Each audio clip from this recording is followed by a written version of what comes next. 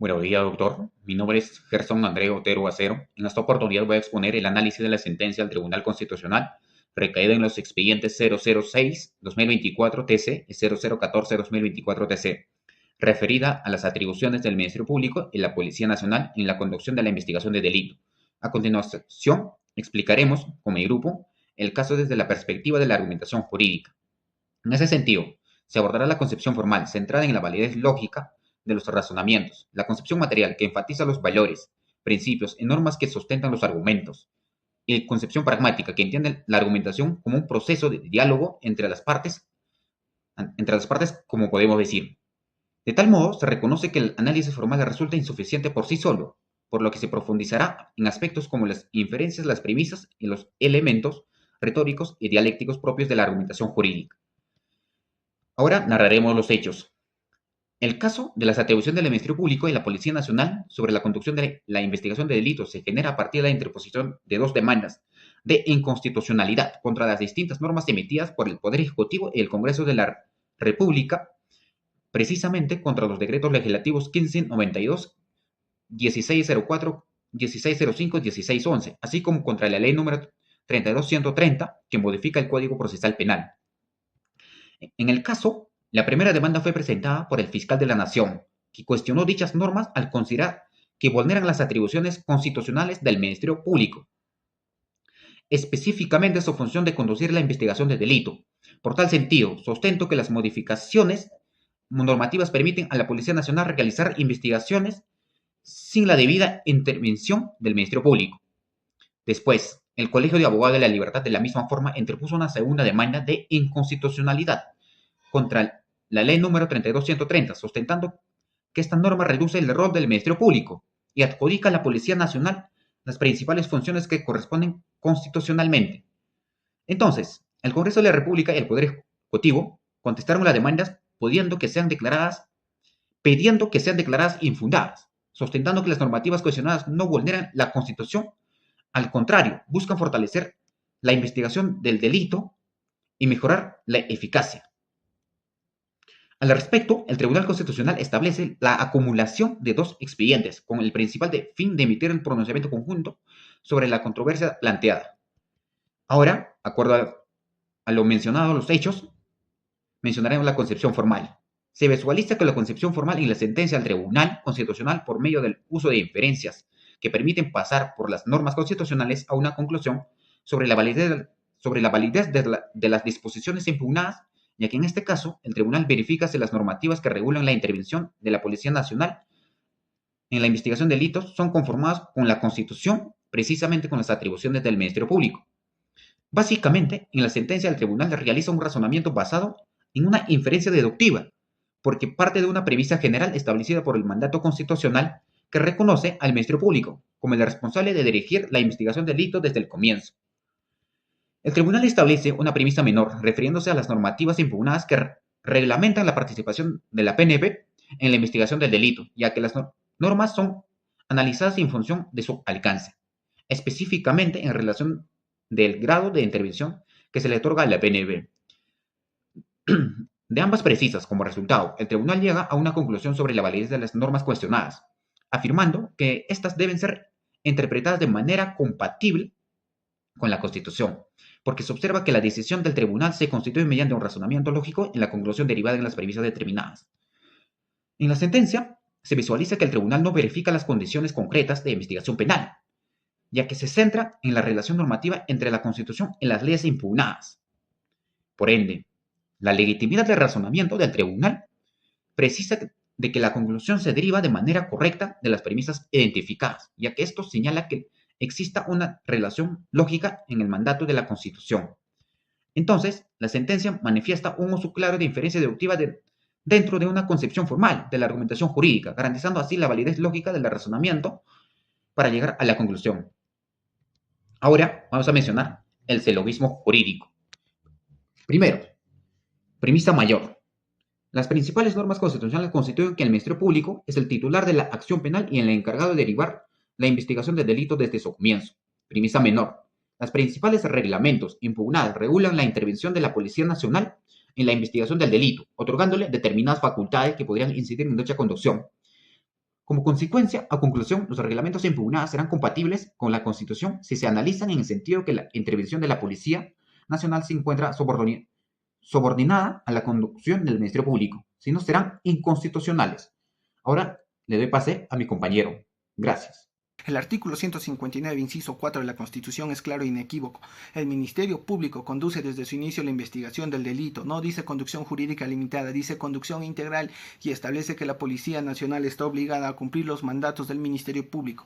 Estas normas impugnadas violan esto de manera frontal. El artículo 67.2 del nuevo Código Procesal Penal, modificado por la Ley 32.130, establece el cumplimiento de las disposiciones fiscales no genera relación de subordinación. Esto es una contradicción directa con la Constitución. Si no hay subordinación, entonces no hay cumplimiento de mandatos. Si no hay cumplimiento de mandatos, entonces no hay conducción fiscal. El legislador deliberadamente añadió el adjetivo jurídica a la conducción del Ministerio Público, pero la Constitución lo dice. Esta restricción es inconstitucional.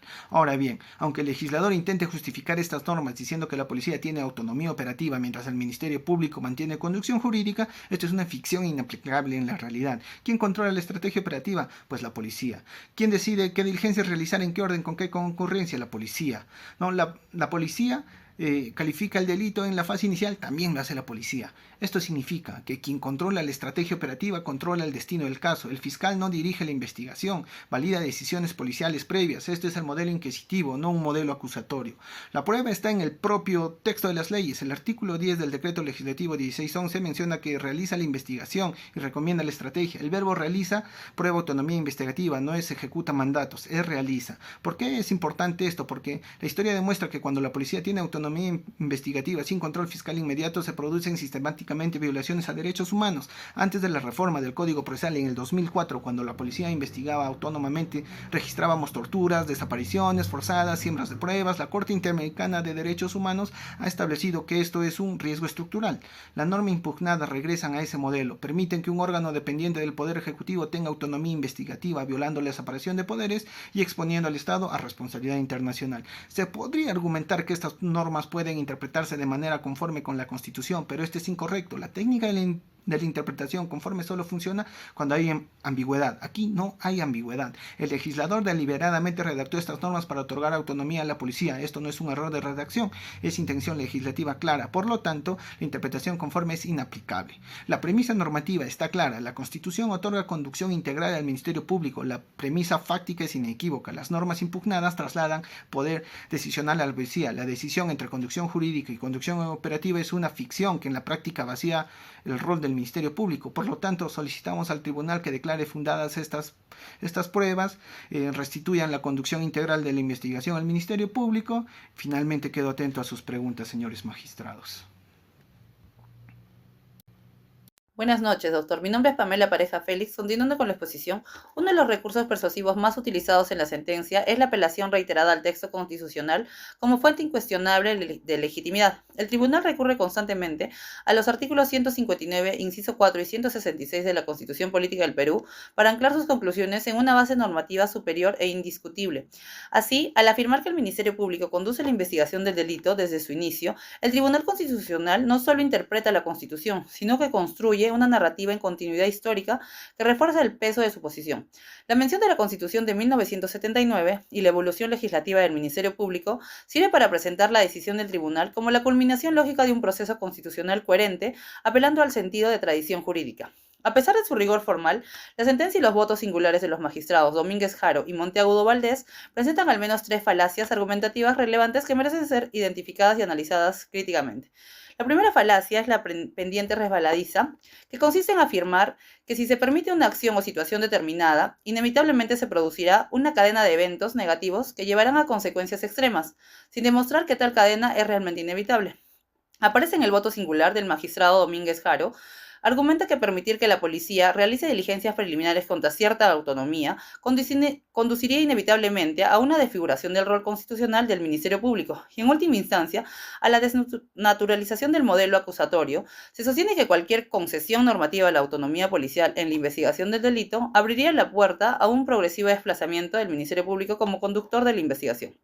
Es una falacia porque el magistrado no demuestra que la ampliación de las facultades de la policía en la etapa preliminar conlleve necesariamente a la extinción del rol director del Ministerio Público.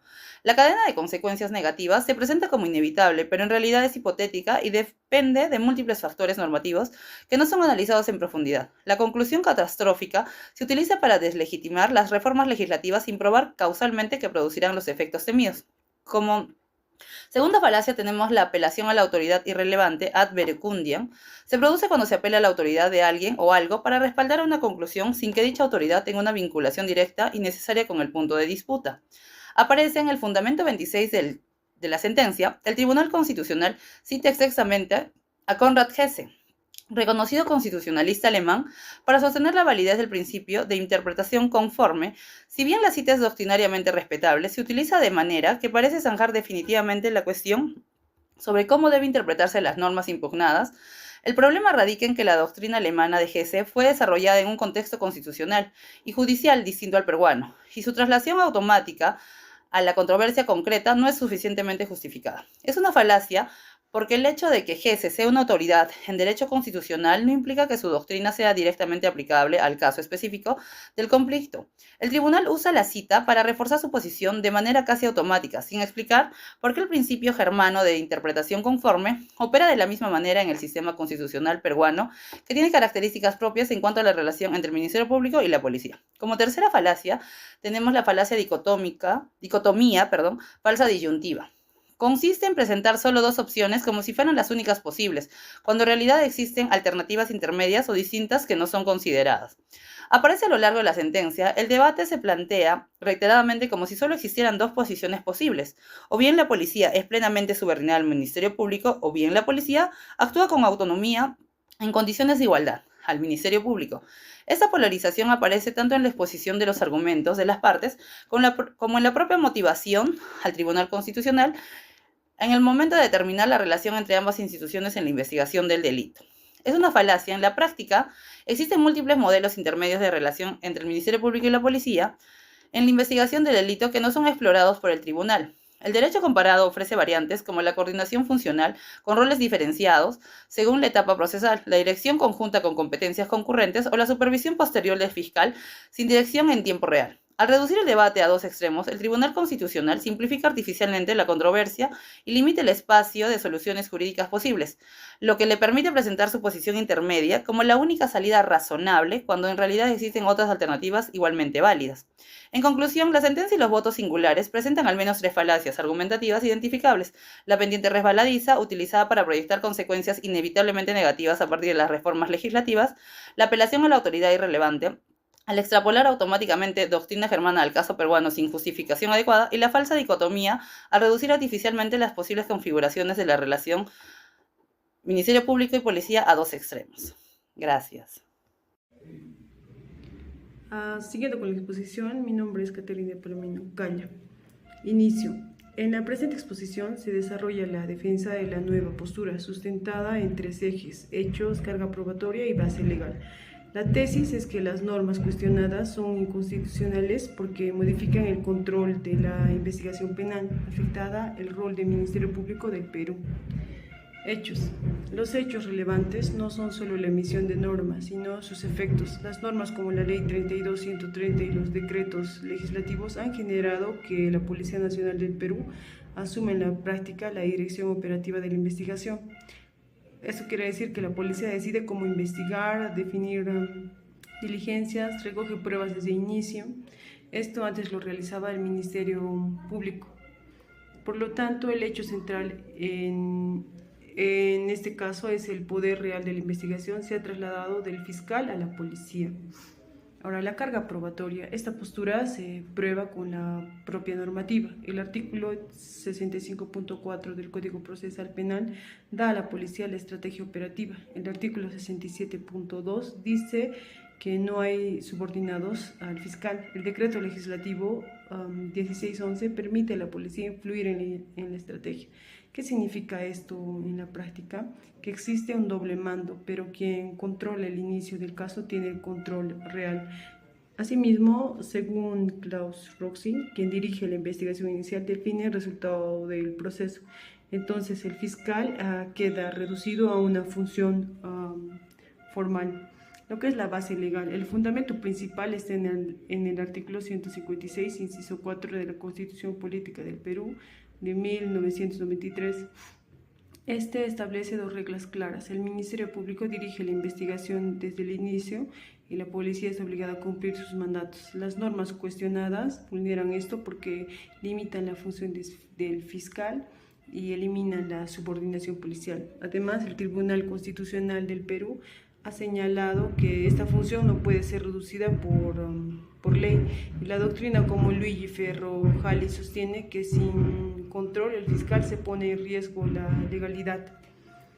En conclusión, los hechos muestran un traslado de poder. La prueba está en las propias normas y la Constitución prohíbe ese cambio. Por ello, la nueva postura sostiene que existe inconstitucionalidad material porque se afecta al modelo de la investigación penal. Muchas gracias.